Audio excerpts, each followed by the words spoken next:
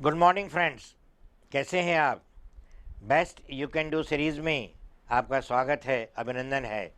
मित्रों, आज मैं आपके बीच लेकर आया हूँ बड़ा ही unique subject, overcoming the conflict, मतभेद से बाहर आएँ। मित्रों, हर किसी के जीवन में मतभेद की स्थिति बनी रहती है एवं जब कभी कोई व्यक्ति आगे बढ़ता है तब उसे मतभेद का सामना तो करना ही पड़ता है। इसलिए आवश्यकता इस बात की है कि हम इस मतभेद को जानें, समझें एवं इसे समाप्त करने का प्रयास करें।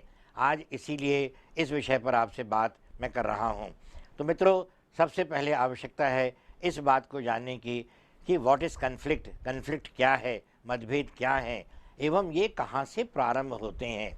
सर्वप्रथम आप देखेंगे घर के अंदर भी पति पत्नी में मतभेद हो सकते हैं, पिता पुत्र में मतभेद हो सकते हैं, किसी बात की ख्वाहिश को लेकर के, किसी फर्नीचर की सजावट को लेकर के, किसी चीज़ की आवश्यकता को लेकर के परिवार में मतभेद होना बहुत छोटी सी बात है, किंतु उनका समाधान करना, यह उस मतभेद को उपयोग करना, यह हमारे लिए आवश्यक हो जाता है। तो हमने परिवार के मतभेद के बाद में फिर जब हम घर के बाहर आते हैं तो हमें व्यापारिक संस्थानों में अपने कर्मचारियों के साथ में, अपने अधीनस्थों के साथ में, अपने बॉस के साथ में भी मतभेद का सामना करना पड़ता है। अब इनके पश्चात में एक आपकी तीसरी वरीयता आती है, सामाजिक संगठनों में आप किसी भी संगठन के पदाधिकारी हैं, कार्यकर्ता हैं, वहाँ के पदाधिकारियों के बीच में आपके एवं उनके बीच में किसी प्रकार का मतभेद हो सकता है। आपको आगे बढ़ने की ललक है, उन्हें आपका काम करने का तरीका पसंद नहीं है, आपको उनके द्वारा सोच का तरीका पसंद नहीं है। तो these are the ways and means of the conflict. अब इन्हें हमें समाप्त करना है, तो उसके लिए आवश्यक है आप इसके आधार को समझें, आप इसके आधार को जानें। तब पहली चीज़ जो आवश्यक है समझने की, ये मतभेद क्यों हुए। मतभेद हुए आपसी विश्वास, उम्मीदें, पिता ने पुत्र से, पत्नी ने पति से एवं हमारे अधीनस्थ ने बॉस से, बॉस ने अधीनस्थ से, सामाजिक संगठनों के अंदर कार्यकर्ता ने नेता से। इस प्रकार से जो अलग अलग उम्मीदें आपने बनाई हैं, उन्हीं उम्मीदों के कारण यह मतभेद होते हैं। अब इसमें दूसरी स्थिति बनती है विचारधाराओं की। आप कांग्रेस को बिलोंग करते हैं, अगला बीजेपी को बिलोंग करता है, तीसरा कम्युनिस्ट पार्टी को बिलोंग करता है, तब इनकी विचारधाराएं अलग अलग हैं। एक ही काम करना है किंतु इनकी विचारधाराएं अलग होने से इसमें मतभेद होगा। आप किसी भी एक प्रोडक्ट को बना रहे हैं, उस प्रोडक्ट को बनाने में आपका सोच एवं आपके दूसरी जो प्रतिस्पर्धा वाली कंपनी है उसका सोच अलग हो सकता है, तो प्रतिस्पर्धा भी मतभेद का कारण है।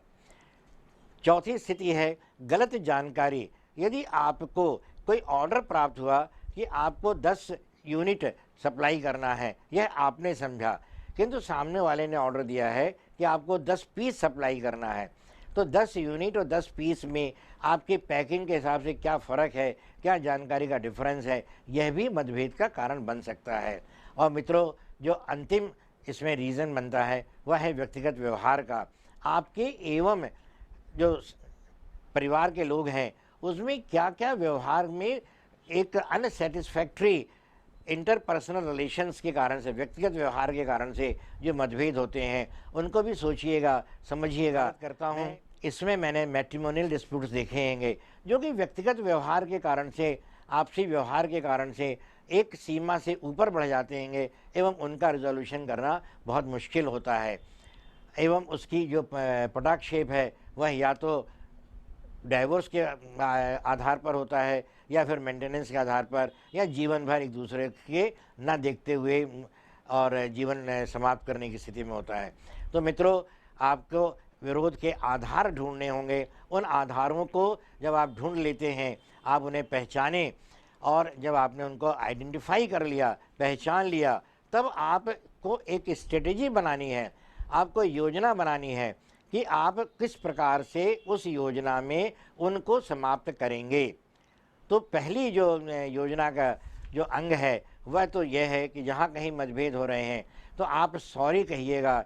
यदि आप सॉरी कहते हैं तब आप कहीं छोटे नहीं हो रहेंगे, किंतु सॉरी कह देने से आप सामने वाले ईगो को सेटिस्फाई कर रहेंगे, क्योंकि बहुत सारे मतभेद सिर्फ ईगो के कारण होते हैं।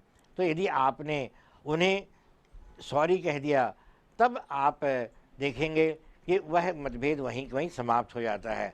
अब दूसरी स्थिति बनती है उसमें कि उसको सॉल्व करें।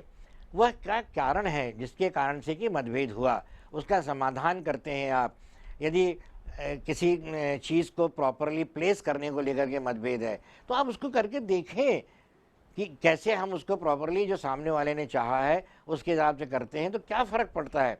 मतलब कि आप उनके द्वारा किए गए विचारों को सॉल्व कीजिएगा। जब आप उसको सॉल्व करते हैं तब आपको भी खुशी होती है और सामने वाले को भी खुशी होती है। अगली स्थिति बनती है एकोमोडेट करने की, समायोजित करने की। इस व्यक्ति ने आपको सजेशन दिया कि आप अपना कार्यक्रम शाम को 8 बजे कीजिएगा, आपने कहा नहीं मुझे 7:30 बजे करना आएगा। आप देखेंगे इतनी सी बात को लेकर मतभेद हो सकता है, आप 8 बजे करने का प्रयास करें, आप समायोजित करें उस बात को लेकर के, तो आप देखेंगे कि सामने वाले को भी आपके साथ में जुड़ने में खुशी होगी। और जो अगली स्थिति बनती है, आप कहीं कोई अपने अंदर चेंज नहीं कर सकते हैं, सामने वाला भी चेंज करने की स्थिति में नहीं है, तो उसको अवॉइड कर दें।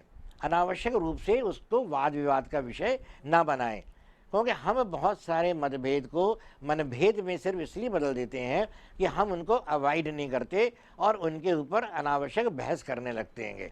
तो यदि आप उन्हें अवॉइड कर देते हैं, तब आप लंबित कर देते हैं, तब आप उससे एक क्षण के लिए दूर हो जाते हैं और आपके मन के अंदर नए विचार आते हैं, नई सोच आती है। फिर आप ऊपर वाली स्थिति में पुनः पहुंचते हैं, आप उन्हें या तो समाधान करेंगे या उन्हें आप समायोजित करेंगे। और जो अंतिम स्थिति बनती है मित्रों, वह होती है डोमिनेट करने की। आपको नियंत्रित करना है। यदि आप देख रहे हैं कि ऊपर की तीनों स्थितियां संभव नहीं हैं, तब आप डोमिनेट करते हैं कि भाई मेरे पास तो समय 7:30 बजे का ही है, मैं इसी हिसाब से आऊँगा, आपको कैसा मैनेज करना है आप करें। तब सामने वाला भी भारी मन से ही सही, किंतु आपकी बात को स्वीकार करता है और जो भी स्थिति बनती है उसको आप फेस करते हैं। किंतु आनंद तो तभी है जब आप उसको सॉल्व करते हैं।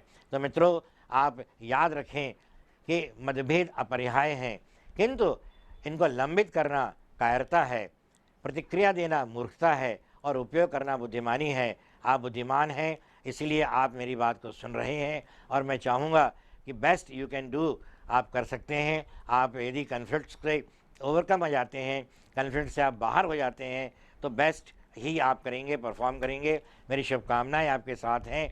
अगली बार फिर आपसे अगले विषय में भेंट होगी। तब तक के लिए जय हिंद, जय भारत।